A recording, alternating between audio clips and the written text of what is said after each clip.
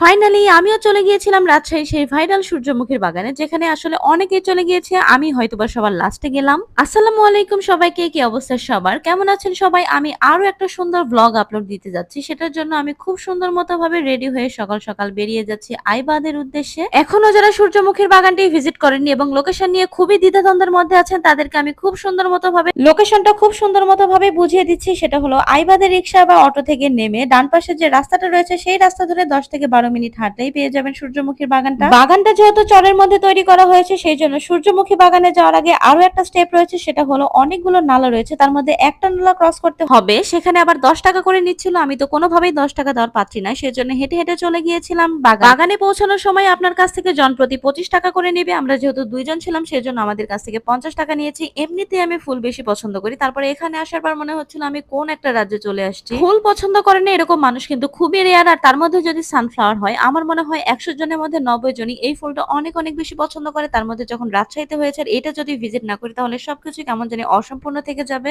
2 দিন আগেও যখন আমি বাসায় ছিলাম, তখন এত এত রকমের ভিডিও দেখতেছিলাম, সবাই ঘুরতেছিল, বাট আমার কোনো রকম ভাবে যাওয়া হচ্ছিল না, কারণ আমি ছিলাম বাসায়। আমি যখন রাজশাহী চলে এসেছি, তখন আমার মনে হচ্ছিল এই সুযোগটা আর কোনোভাবে মিস দেওয়া যাবে না, সেজন্য আমি চলেও গিয়েছিলাম। অনেকের ভিডিও দেখে এটা বুঝতে পারছিলাম যে অনেক অনেক বেশি মানুষ হয়ে থাকে, সেটা হয়তো বা হয়ে থাকে বিকেল বেলা। আমরা যখন সকালবেলা গিয়েছিলাম, সেরকম কোনো মানুষই ছিল না, আমরা 2 থেকে 4 জন ছিলাম, আর ওয়েদারটা অনেক অনেক বেশি সুন্দর ছিল। আপনারা যারা এখনো সূর্যমুখীর বাগানটা ভিজিট করেনি, আপনারা চাচ্ছেন যে ভিজিট করবেন, তাদেরকে আমি অবশ্যই সাজেস্ট করবো আপনারা যেন সকালবেলা ভিজিট করেন, কারণ এই সময়গুলোতে যদি আপনি যান তাহলে অনেক অনেক বেশি ভালো লাগবে। চারদিকে অনেক সুন্দর বাতাস থাকবে, রোদের খুব একটা বেশি তাপ থাকবে না, সবকিছু মিলে একদম অন্যরকম। যখন কোনো জিনিস রাজশাহীতে প্রথমবারের মতো হয়, তখন সেখানে একদম উপচে পড়া ভিড় থাকবে, এটা খুবই স্বাভাবিক। তবে স্পেসিফিক কিছু সময় থাকে, সেই সময়গুলোতে যদি আপনি যান তাহলে খুব একটা বেশি মানুষ গুনতে হবে না, এটা কিন্তু আমি খুব সুন্দর মতো ভাবে বলে দিতে পারি। সকল দিক বিচার বিবেচনা করে আমি বেছে নিয়েছিলাম সকালটাকে, কারণ আমার মনে হয় সকালে ওয়েদারটা যেমন সুন্দর থাকে, রোদের তাপ অনেক বেশি থাকে না, সেই জন্য ছবিও তোলা খুব বেশি সুন্দর হবে। এর জন্য আমি সকালবেলায় চলে গিয়েছিলাম। অনেকেই বলছিল আপনারা যখন সূর্যমুখীর বাগানে যাবেন তখন একটা জিনিস ফ্রিতে পাবেন, সেটা হলো আচা পোকা। আমার কাছে কেন জানি একটা আচা পোকাও আসেনি। এটা মনে হয় ওরা জেনে গিয়েছে যে স্মৃতি আসলে আচা পোকা কোনোভাবেই ভয় পায় না। আমি আসলে জীবনে এত এত বেশি আচা পোকা দেখছি যে আমার আসলে ভয় উড়ে গিয়েছে। এগুলোকে তেমন একটা কোনো কিছুই মনে হয় না, আমার কাছে সবসময় খুবই বেশি স্বাভাবিক মনে হয়। এই পোকাগুলোকে একদম কিউটও মনে হয়।